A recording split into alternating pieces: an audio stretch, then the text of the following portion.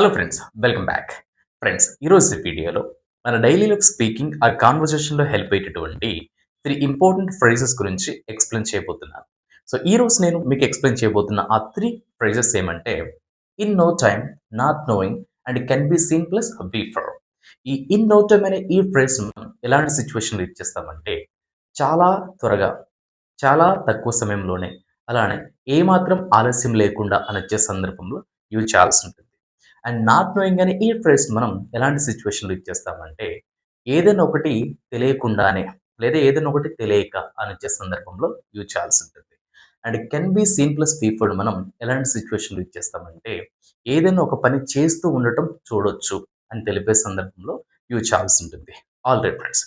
ఇక్కడ ఈ 3 ఫ్రేజెస్‌కి రిలేటెడ్‌గా 9 స్టేట్మెంట్స్ ఆర్ సెంటెన్సెస్‌ని అయితే ప్రొవైడ్ చేశాను. ఇప్పుడు మనం ఒక్కో ఎగ్జాంపుల్‌లోకి వెళ్ళేసి డీటెయిల్‌గా నేర్చుకుందాం. ఆల్రైట్. Number 1 example here. నేను ఈ పనిని ఏమాత్రం ఆలస్యం లేకుండా పూర్తి చేయాలి. నేను ఈ పనిని ఏమాత్రం ఆలస్యం లేకుండా పూర్తి చేయాలి. సో ఫ్రెండ్స్, ఇక్కడ మీరు నోటీస్ చేసినట్లయితే ఏమాత్రం ఆలస్యం లేకుండా లేదా ఏమాత్రం ఆలస్యం చేయకుండా. సో ఇలాంటి సిట్యుయేషన్‌లో మనం ఇన్ నో టైమ్ అనే ఫ్రేజ్ అయితే యూజ్ చేయాల్సి ఉంటుంది. మరి దీన్ని ఇంగ్లీష్‌లో I should complete this task or I should complete this work in no time. I should complete this work in no time. అంటే నేను ఈ పనిని ఏమాత్రం ఆలస్యం లేకుండా పూర్తి చేయాలి. అండ్ దీన్ని కంపల్షన్ అంటే డెఫినిట్‌గా నేను పూర్తి చేయాలని తెలిపే సందర్భంలో I must finish this work in no time. I must finish this work or complete this work in no time. ఈ విధంగా కూడా ఎక్స్‌ప్రెస్ చేయొచ్చు. Second example. అతను చాలా తక్కువ సమయంలోనే ఇంగ్లీష్ నేర్చుకున్నాడు. అతను చాలా తక్కువ సమయంలోనే ఇంగ్లీష్ నేర్చుకున్నాడు. సో ఫ్రెండ్స్, ఈ సెకండ్ ఎగ్జాంపుల్‌లో చాలా తక్కువ సమయంలోనే, ఇలా చాలా తక్కువ సమయంలోనే అనొచ్చే సందర్భంలో కూడా ఈ ఇన్ నో టైమ్ అయితే యూజ్ చేయాల్సి ఉంటుంది. మరి దీన్ని ఇంగ్లీష్‌లో he learned English in no time. He learned English in no time. అంటే అతను చాలా తక్కువ సమయంలోనే ఇంగ్లీష్ నేర్చుకున్నాడు. Third example.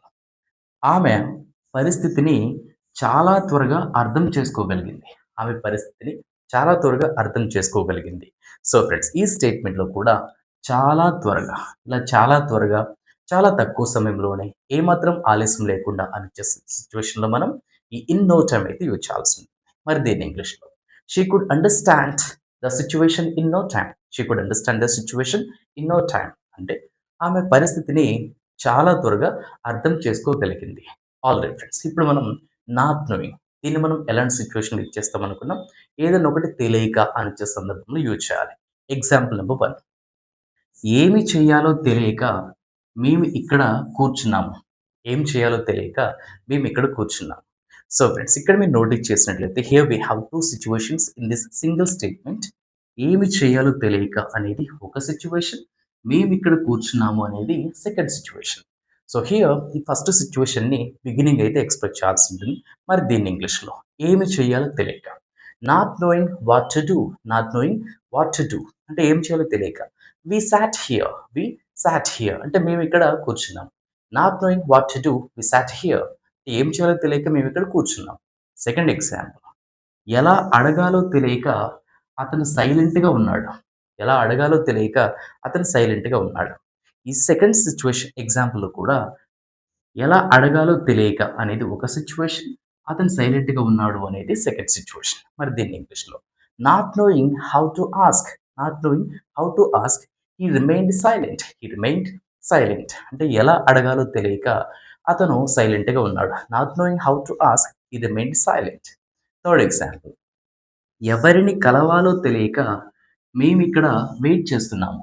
ఎవరిని కలవాలో తెలియక మేమిక్కడ వెయిట్ చేస్తున్నాము.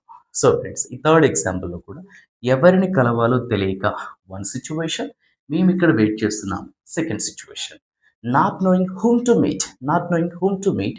వి have been waiting here. We have been waiting here. అంటే ఎవరిని కలవాలో తెలియక మేమిక్కడ వెయిట్ చేస్తున్నాం. సో ఫ్రెండ్స్, ఇలా ఏదైనా ఒకటి తెలియక అనిచ్చే సందర్భంలో ఈ నాట్ నోయింగ్ అనే ఫ్రేజ్ అయితే యూజ్ చేస్తాం. అలానే ఈ can be seen plus before. దీన్ని మనం ఎలాంటి సిట్యుయేషన్‌లో యూజ్ చేస్తామంటే, ఏదైనా ఒక పని చేస్తూ కనిపిస్తారు, లేదా ఏదైనా ఒక పని చేస్తూ ఉండటం చూడవచ్చు అని తెలిపే సందర్భంలో యూజ్ చేయాల్సి ఉంటుంది. Example number 1 here. అతను పొలంలో పని చేస్తూ కనిపిస్తాడు. అతను పొలంలో పని చేస్తూ కనిపిస్తాడు. లేదా అతను పొలంలో పని చేస్తూ ఉండడం చూడొచ్చు. అతను పొలంలో పని చేస్తూ ఉండడం చూడొచ్చు. అంటే మనం అతని విలేజ్ వెళ్తే, మనం అక్కడికి వెళ్తే అతను పొలంలో పని చేస్తూ ఉండడం చూడొచ్చు. అంటే ప్రాక్టికల్ ఎగ్జాంపుల్. మరి దీన్ని ఇంగ్లీష్‌లో he can be seen he can be seen working in his field or he can be seen working in the field. అంటే అతను పొలంలో పని చేస్తూ కనిపిస్తాడు. లేదా అతను పొలంలో పని చేస్తూ ఉండడం చూడొచ్చు. హి can be seen working in the field. Second example. ఆమె తన ఫ్రెండ్స్‌తో మాట్లాడుతూ కనిపిస్తుంది. ఆమె తన ఫ్రెండ్స్‌తో మాట్లాడుతూ కనిపిస్తుంది. అంటే ఆమెను ఎప్పుడు చూసినా ఆమె తన ఫ్రెండ్స్‌తో మాట్లాడుతూ కనిపిస్తుంది. లేదా ఆమె తన ఫ్రెండ్స్‌తో మాట్లాడుతూ ఉండడం చూడొచ్చు. ఇలా మనం ఎక్స్‌ప్రెస్ చేయాలి. మరి దీన్ని ఇంగ్లీష్‌లో she can be scene talking to her friends. She can be scene talking to her friends. అంటే ఆమె తన ఫ్రెండ్స్‌తో మాట్లాడుతూ కనిపిస్తుంది. Last example. పిల్లలు బయట ఆడుకుంటూ ఉండటం చూడవచ్చు. పిల్లలు బయట ఆడుకుంటూ ఉండటం చూడవచ్చు. లేదా పిల్లలు బయట ఆడుకుంటూ ఉండటం కనిపిస్తుంది. లేదా కనిపిస్తారు.